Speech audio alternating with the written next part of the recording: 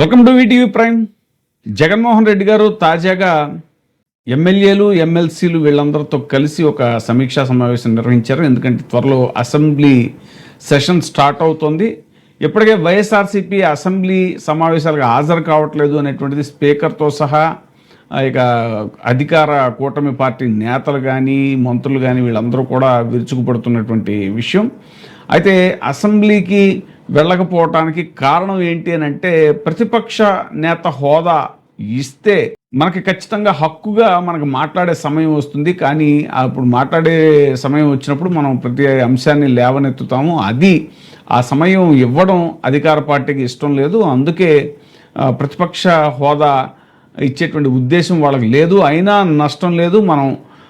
మనకి మండల్లో తగినంత బలం ఉంది కాబట్టి మండల్లో మన వాయిస్ గట్టిగా వినిపిద్దాం. ఇక అసెంబ్లీ సమావేశాలు జరుగుతున్నప్పుడు అసెంబ్లీలో లేవనెత్తే ప్రతి అంశాన్ని కూడా ఆధారాలతో సహా నేను ప్రెస్ మీట్ పెట్టి మరీ చెప్తాను, వాళ్ళకి ఖచ్చితంగా నాణ్యానికి మరోవైపు చూపిద్దాం అనేటువంటి ధోరణిలో జగన్మోహన్ రెడ్డి గారు మాట్లాడారు. ఆయన మాట్లాడిన పద్ధతి చూస్తే కనుక సినిమా చూపిద్దాం, మనం బయటే సినిమా చూపిద్దాం అనే స్థాయిలో ఆయన మాట్లాడినట్టుగానే అనిపిస్తోంది. రాష్ట్రంలో ప్రజా సమస్యలపై మరింత గట్టిగా పోరాడాలని వైఎస్ఆర్సీపీ ప్రజాప్రతినిధులకు ఆ పార్టీ అధ్యక్షుడు మాజీ ముఖ్యమంత్రి వైఎస్ జగన్మోహన్ రెడ్డి ఆదేశాలు ఇచ్చారు. ప్రజా సమస్యలు, ప్రజలకు సంబంధించిన ప్రతి అంశాన్ని సభలో బలంగా ప్రస్తావించాలని, ముఖ్యంగా శాసన మండలిలో పార్టీకి బలం ఉన్నందున ప్రజా సమస్యలపై ప్రభుత్వం నుంచి సమాధానం రాబట్టేలా పోరాడాలని కూడా ఎమ్మెల్సీలకి దిశానిర్దేశం చేశారు. గతంలోనూ పార్టీ ఎమ్మెల్సీలు ప్రజా సమస్యలపై పోరాటాలు చేశారని, అదే రీతిలో ప్రస్తుత సమావేశాలు కూడా మరింత సన్నద్ధంగా ఉండాలి అన్నారు. శాసనసభలో వైఎస్ఆర్సీపీ గొంతు వినిపించకూడదనే ప్రధాన ప్రతిపక్ష హోదా ఇవ్వకుండా వెన్నుపోటు పార్టీ కూటమి ప్రభుత్వం ఉద్దేశపూర్వకంగా వ్యవహరిస్తోందంటూ ఎత్తి చూపారు. వైఎస్ఆర్సీపీని ప్రధాన ప్రతిపక్షంగా గుర్తిస్తే ప్రతిపక్ష నాయకుడికి సభలో మాట్లాడేందుకు నిర్ణీత సమయం హక్కుగా వస్తుంది. అందుకే ప్రభుత్వం ఆ హోదా ఇవ్వడానికి ఇష్టపడటం లేదు అన్నారు. వైఎస్ఆర్సీపీని ప్రధాన ప్రతిపక్షంగా గుర్తించకపోవడం వల్ల అసెంబ్లీలో పార్టీకి సమయం లభించే అవకాశం పరిమితంగా ఉంటుంది. అందుకే సాక్ష్యాధారాలతో సహా బయట ప్రెస్ మీట్లు పెట్టి దాని ద్వారా సమాధానం చెప్తాం. ఆ విధంగా ప్రజలకు ఒకవైపు మాత్రమే కాకుండా ప్రతి అంశంలోనూ నాణ్యానికి రెండో వైపు చూపించే ప్రయత్నం చేద్దామంటూ కూడా చెప్పారు. శాసన మండలి వర్షాకాల సమావేశాల సందర్భంగా బుధవారం వైఎస్ఆర్సీపీ కేంద్ర కార్యాలయంలో పార్టీ ప్రజాప్రతినిధులతో వైఎస్ జగన్మోహన్ రెడ్డి సమావేశమయ్యారు. సభలో అనుసరించాల్సిన వ్యూహంపై మండలి సభ్యులకి దిశానిర్దేశం చేశారు. డిఎస్సి అక్రమాలపై రాజీ లేని పోరాటం చేయాలి అన్నారు. ఇప్పటికే డిఎస్సి 2025 పేపర్ లీకేజీ అంతులేని అక్రమాలపై రాజీ లేని పోరాటం కొనసాగిస్తున్నాం. అదే మన మొదటి ప్రాధాన్యం. అందుకే ఈ అంశాన్ని ప్రధానంగా శాసన మండలిలో లేవనెత్తాలి. డిఎస్సి వ్యవహారంపై ఇప్పటికే 74 రోజులుగా దాదాపు 10 రకాల ఆందోళన కార్యక్రమాలు నిర్వహించాం. డిఎస్సి అక్రమాలకు నైతిక బాధ్యత వహిస్తూ మంత్రి నారా లోకేష్ రాజీనామా చేయాలి. ఇంకా ఈ స్కామ్పై సిబిఐ దర్యాప్తు కొనసాగించాల్సిందే. డిఎస్సి అక్రమాలకు సంబంధించిన ఆధారాలు, సాక్ష్యాలను ఇప్పటికే ప్రజల ముందు ఉంచాం. డిఎస్సిలో పనిచేస్తున్నటువంటి అవుట్సోర్సింగ్ ఉద్యోగికే ఫస్ట్ ర్యాంక్ రావడం చూసాము. మెరిట్ లిస్టులు మారిన వ్యవహారాలు కూడా బయటపడ్డాయి. డిఎస్సి లీకేజ్ ఎంత దూరం వెళ్ళిందో పూర్తిగా తేలాల్సిందే. అందుకే సిబిఐ విచారణ చేయాలని డిమాండ్ చేస్తున్నాం. అయితే సిబిఐ విచారణకి ఈ ప్రభుత్వం ముందుకు రావడం లేదు. అయినా వీళ్ళుంటే నిజాలు బయటకు వస్తాయా? అందుకే మంత్రి లోకేష్ రాజీనామా చేయాలని డిమాండ్ చేస్తున్నాం. ఇవన్నీ జరిగితేనే డిఎస్సిలో అక్రమాలు వెలుగులోకి వస్తాయి అంటూ ఆయన చెప్పారు. ఇక రైతులు తీవ్ర సంక్షోభంతో రాష్ట్రంలో రైతుల సమస్యలు చాలా తీవ్రంగా ఉన్నాయి.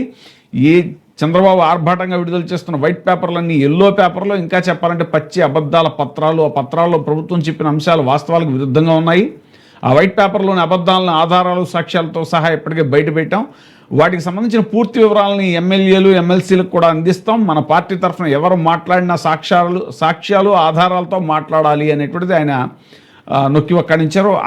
అది నేనైనా మీరైనా మరి ఎవరైనా సరే ఒక నివేదికలోని అంశాన్ని ప్రస్తావిస్తే ఆ నివేదిక ఎక్కడిది, ఏది, సమాచారం ఏ పేజీలో ఉంది, ఆ సమాచారం ఎక్కడి నుంచి వచ్చింది అన్నది కూడా ప్రజలకు చూపించాలి.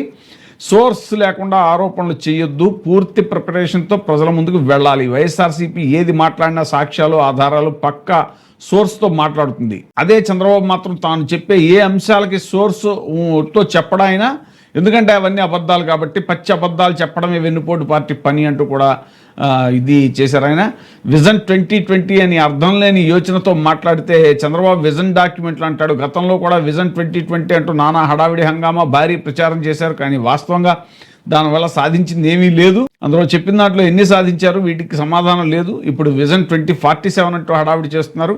గతంలో విజన్ 2020కి సంబంధించి 2000 సంవత్సరంలో స్విస్ మంత్రి పాస్కల్ ఉమ్మడి ఆంధ్రప్రదేశ్కు వచ్చిన సందర్భంగా అలాంటి మాటలు చంద్రబాబు నాయుడు మాట్లాడే మాటలు తమ దేశంలో చెబితే కనుక జైల్లోనో లేదా మానసిక ఆసుపత్రిలోనో పెడతారు అన్నారు. కళ్ళార్పకుండా పచ్చి అబద్ధాలు చెప్పడంలో చంద్రబాబుకు సాటి లేరు.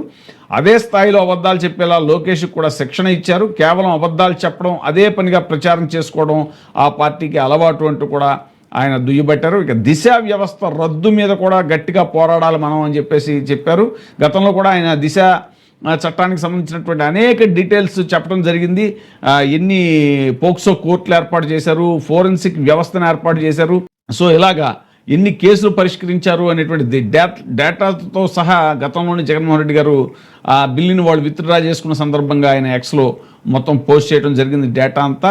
సో దిశ వ్యవస్థ రద్దు వల్ల రాష్ట్రంలో మహిళలు యువతలకు రక్షణ లేకుండా పోయింది. బీసీ నాయకులపై కేసులు, కీలక అంశాలు, గాంధీ పుట్టిన దేశంలో శాంతియుత నిరసనలు చేసినా కూడా కేసులు పెడుతున్నారు. రాష్ట్ర వ్యాప్తంగా మనం శాంతియుతంగా నిరసనలు చేసిన కేసులతో అణిచివేయాలని చూస్తున్నారు అంటూ కూడా ఆయన మొత్తం ఇవన్నీ చెప్పారు. ఇవన్నీ కూడా మనం శాసన మండలిలో లేవనెత్తాలి. ఇక స్పోర్ట్స్ కోటా పేరుతో జీవోలు జారీ చేసి అక్రమాలు చేశారు. డిఎస్సిలో ముఖ్యంగా స్పోర్ట్స్ కోటా పేరుతో జీవోలు జారీ చేసి అక్రమాలకు తెరతీశారు. వెన్నుపోటు పార్టీ నాయకులే క్రీడా సంఘాల్లో కీలక స్థానాల్లో ఉండటం, వారి పరిధిలోనే సర్టిఫికెట్ జారీ కావడం వంటి అంశాలను కూడా పరిశీలించాల్సి ఉంది. పోటీ పరీక్ష లేకుండా డిఎస్సి పరీక్ష రాయకుండానే ఉద్యోగాలు ఇచ్చినటువంటి పరిస్థితి వచ్చింది. నియామకాలు పూర్తి కాగానే మళ్ళీ జీవోలు మార్చారు అంటే ముందు చేసింది తప్పు అని ఒప్పుకున్నట్టే కదా. ఇన్ని అక్రమాల ఆధారాల్లో కనిపిస్తున్నప్పుడు విద్యాశాఖ మంత్రి రాజీనామా చేయాల్సిందే అంటూ కూడా ఆయన చెప్పడం జరిగింది. ఇక ఉద్యోగాల కోసం డబ్బులు అడిగినట్టుగా ప్రచారంలోకి వచ్చిన ఆడియో, వీడియో కాల్స్ వంటి అంశాలన్నింటిపైన కూడా సమగ్రంగా దర్యాప్తు చేయాల్సిన అవసరం ఉందని కూడా చెప్పారు ఆయన. ఇలా అనేక అంశాలపై ఇంకా విద్యా దీవెన, వసతి దీవెన 9,000 కోట్లకు పైగా బకాయిలు ఉన్నాయి. ఫీజు రీఎంబర్స్మెంట్ 13 త్రైమాసికాలుగా పెండింగ్లో ఉంది. ఒక్కో త్రైమాసికానికి 700 కోట్ల చొప్పున 9,100 కోట్లు పెండింగు. వసతి దీవెన కింద మరో 3,300 కోట్లు పెండింగు. అన్నీ కలిపి 12,400 కోట్ల మేర చెల్లించాల్సి ఉంది అనేటువంటిది కూడా చెప్పారు. దీనికి గాను కేవలం 2,900 కోట్లు మాత్రమే వాళ్ళు చెల్లించారు. ఇంకా 9,000 కోట్లకు పైగా బకాయిలు ఉన్నారు అనేటువంటిది అది కూడా గట్టిగా నిలదీయాలి శాసన మండలిలో అనేటువంటిది కూడా జగన్మోహన్ రెడ్డి గారు వాళ్ళకి డైరెక్షన్ ఇవ్వడం జరిగింది. ఇప్పుడే సబ్స్క్రైబ్ చేయండి, లైక్ చేయండి, షేర్ చేయండి. WEITV ప్రైమ్, నీ ఉత్తమాభిరుచుల సమ్మేళనం.